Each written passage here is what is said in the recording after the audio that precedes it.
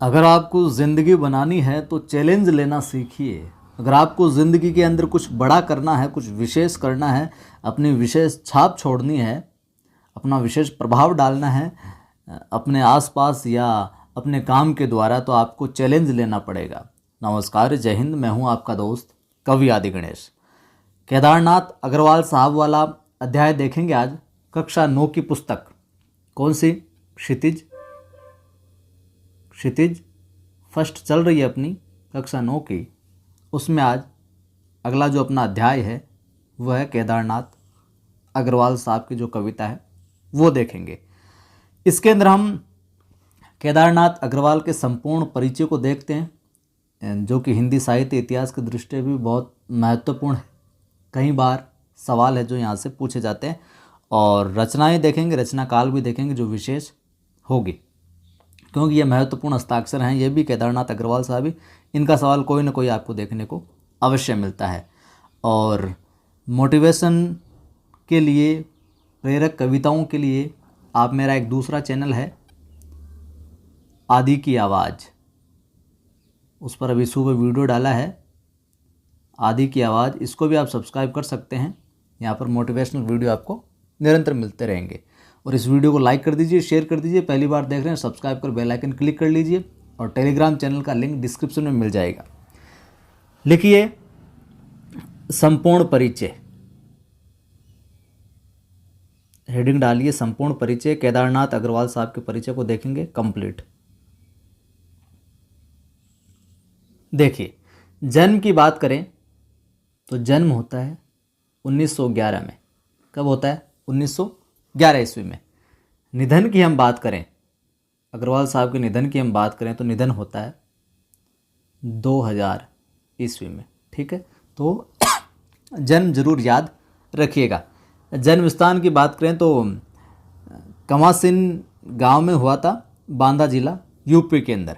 ठीक है, अब लिखिए आप प्रमुख रचनाएं, जो कि बहुत महत्वपूर्ण और यहीं से सवाल है जो इनका पूछा जाता है। एक बार इनके जन्म के विषय में पूछा गया था, और जन्म के विषय में अलग अलग लेखकों के कि इधर दे दिया, मान लो प्रेमचंद, केदारनाथ अग्रवाल, सुमित्रानंदन पंत, महादेव वर्मा, और सामने दे दिया जन्म वर्ष कि सुमेलित कीजिए।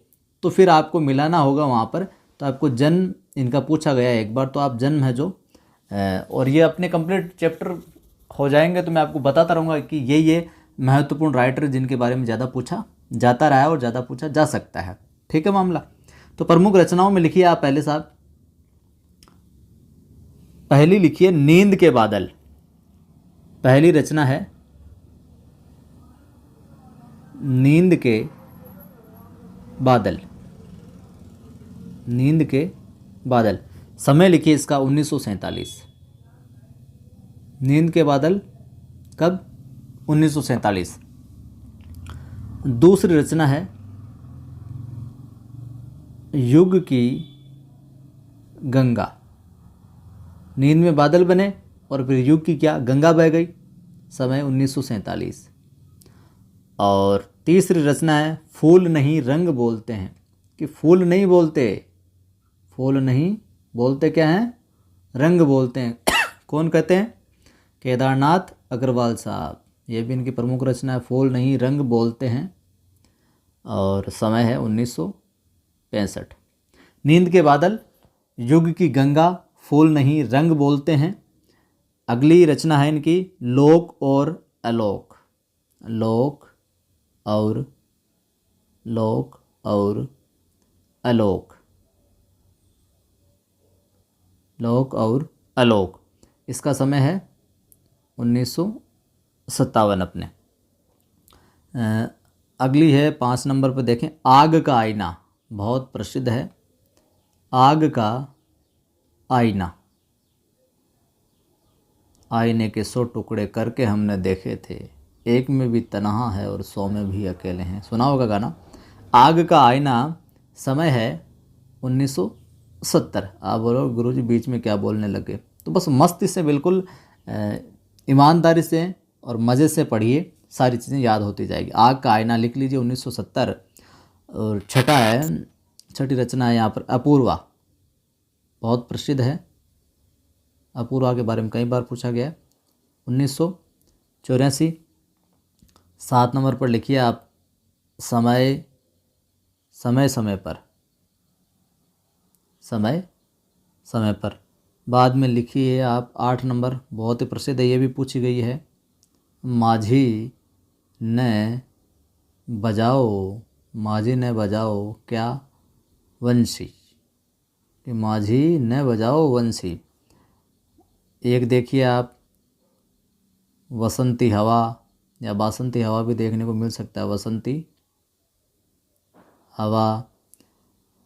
आगे देखिए आप 10 नंबर पर लिखिए आप गुल मेहंदी, गुल मेहंदी।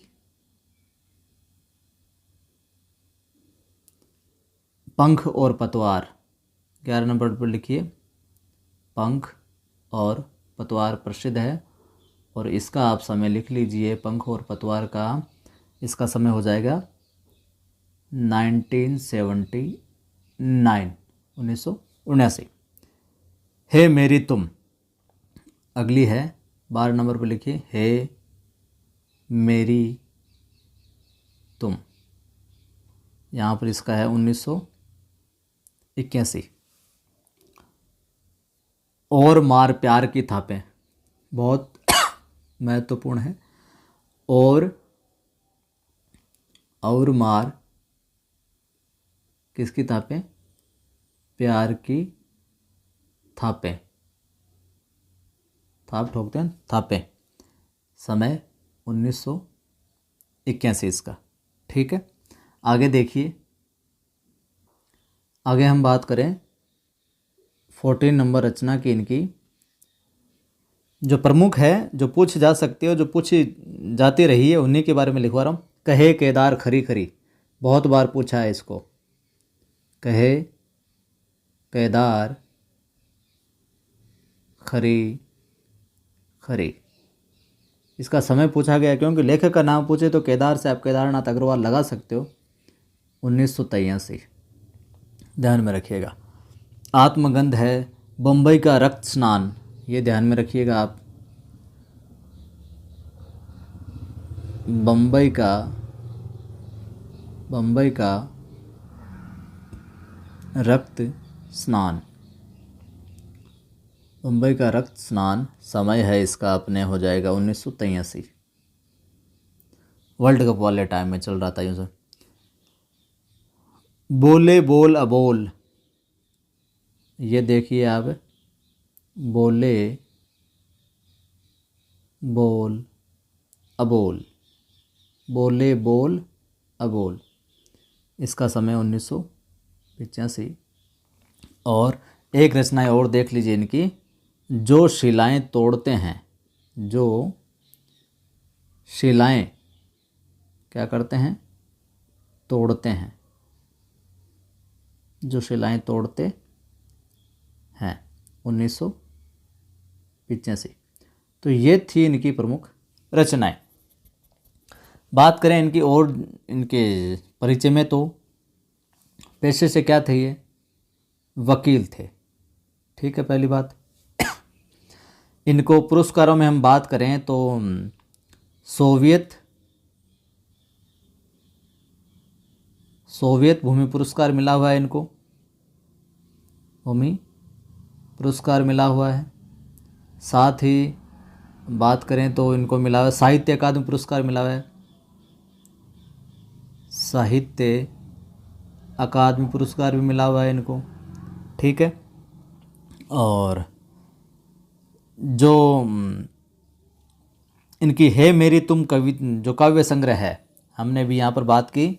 हे मेरी तुम 1981, हे मेरी तुम 1981 में जो प्रकाशन वर्ष है हे मेरी तुम का, ये जो इनका काव्य संग्रह, इसमें जितनी भी कविताएं शामिल है ना, यहाँ पे मैं लिख देता हूँ, वापस से स्टार लगा के लिख लीजिएगा। हे मेरी तुम अलग से लिख लीजिए आपको, हे मेरी तुम। इसमें क्या जितनी भी कविताएं हैं वो सारी की सारी किसको समर्पित है, पत्नी को समर्पित है, इनकी पत्नी को। तो ये पूछा जा सकता है कि केदारनाथ अग्रवाल साहब की या केदारनाथ अग्रवाल साहब का वो कौन सा काव्य संग्रह है जो पत्नी को, जिसमें पत्नी को समर्पित कविताएं हैं, तो वो है हे मेरी तुम 1981। ठीक है। और हिंदी के अंदर अपनी पत्नी को लेकर इतनी रागात्मकता के साथ और समर्पण भाव के साथ जितनी सुंदर कविताएं इन्होंने लिखी है और किसी ने नहीं लिखी। और इनकी जो अपूर्वा रचना थी, यहाँ लिख लीजिए, अपूर्वा जो हमने बात की कि अपूर्वा बहुत प्रसिद्ध रही है। अपूर्वा का समय था क्या, 1984, और अपूर्वा के ऊपर ही इनको क्या मिला था, साहित्य अकादमी पुरस्कार मिला था। ठीक है। अब साहित्य अकादमी पुरस्कार किस पर मिला था, अपूर्वा पर मिला था, और अपूर्वा का जो समय वो है 1984। ठीक है, मामला ये हो गया। इनको एक प्रमुख बात और लिख लीजिए आप, छायावाद का जो काल था उसके बाद की कविता जो हुई, छायावादोत्तर कविता का पंथ भी इनको कहा जाता है। इन्होंने प्रकृति चित्रण किया ज़्यादातर सुमित्रा नंदन पंथ की तरह ही। तो छायावादोत्तर कविता का पंथ किसे कहा जाता है, केदारनाथ अग्रवाल को। लिख लीजिए, छायावादोत्तर, छायावाद के उत्तर मतलब बाद का, छायावादोत्तर काल का पंथ भी कहते हैं। किसको, केदारनाथ अग्रवाल साहब को। ठीक है। तो ये हो गया इनका संपूर्ण जीवन परिचय। और किताब के अंदर क्या परिचय दिया गया है इस अध्याय के अंदर, वो देख लेते हैं, जिससे आपका फटाफट रिवीजन भी हो जाएगा। देखिए साहब, किताब में क्या दिया हुआ है, वही चीज़ें। जन्म उत्तर प्रदेश के बांदा जिले के कमासिन गांव में होता है, 1911 में होता है। ठीक है मामला। शिक्षा की बात करें, इलाहाबाद और आगरा विश्वविद्यालय से होती है। केदारनाथ अग्रवाल पेशे से क्या थे, वकील थे। तत्कालीन जो साहित्यिक आंदोलन थे उनसे इनका जुड़ाव था गहरा, और 2000 में देहांत हो जाता है। तो बात यही याद रखनी, 1911 में प्रमुख, और पेशे से वकील। नींद के बादल, युग की गंगा, फूल नहीं रंग बोलते हैं, आग का आईना, पंख और पतवार, है मेरी तुम पत्नी को समर्पित कविताएं इसमें, मार प्यार की थापें और कहे केदार खरी खरी। ये सारी की सारी रचनाएं, और इनका रचनाकाल मैंने बता दिया। अपूर्वा पर साहित्य अकादमी पुरस्कार मिला, वो भी मैंने आपको बताया। इनको सोवियत लैंड नेहरू पुरस्कार भी या सोवियत भूमि कह सकते हैं, और साहित्य अकादमी पुरस्कार से भी इनको सम्मानित किया गया। ये 2 पुरस्कार मिले हैं इनको। केदारनाथ अग्रवाल प्रगतिवादी धारा के प्रमुख कवि माने जाते हैं। एरो लगा के लिख लीजिए, केदारनाथ अग्रवाल प्रगतिवादी धारा के प्रमुख कवि माने जाते हैं। तो पूछ लिया जाए कि किस धारा के कवि हैं, तो ये प्रगतिवादी धारा के। ठीक है। और छायावादोत्तर कविता का पंथ भी कहा जाता है इनको, ये भी आप नोट जैसे मैंने करवा दिया वो ध्यान में रखिएगा। जन सामान्य का संघर्ष और प्रकृति सौंदर्य उनकी कविताओं का क्या मुख्य प्रतिपाद्य रहा है। उनके यहाँ प्रकृति का यथार्थवादी रूप व्यक्त हुआ है, जिसमें शब्दों का सौंदर्य है, ध्वनियों की धारा है और स्थापत्य की कला है। संगीतात्मकता उनके काव्य की एक अन्यतम विशेषता है। लयात्मकता मिलती है इनकी कविता के अंदर। बुंदेलखंडी समाज का दैनंदिन जीवन जो दिनचर्या है अपने खुलेपन और उमंग के साथ उनके काव्य में अभिव्यक्त हुआ है। तो पूछ लिया जाए इनके काव्य में कहाँ के जीवन का खुलेपन और उमंग के साथ है जो अभिव्यक्ति मिली है, तो ध्यान में रखिएगा बुंदेलखंडी समाज का विशेष तौर से ध्यान में रखिएगा।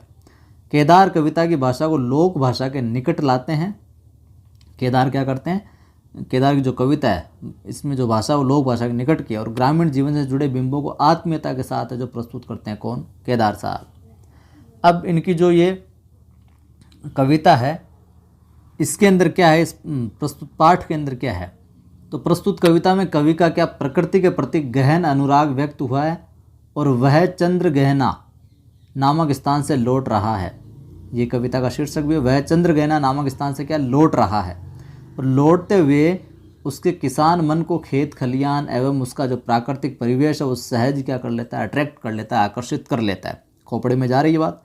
इस कविता में कवि की उस सृजनात्मक कल्पना की अभिव्यक्ति है जो साधारण चीज़ों में भी क्या देखती है, असाधारण सौंदर्य देख लेती है। यही कवि का कुछ विशेष बात होती है।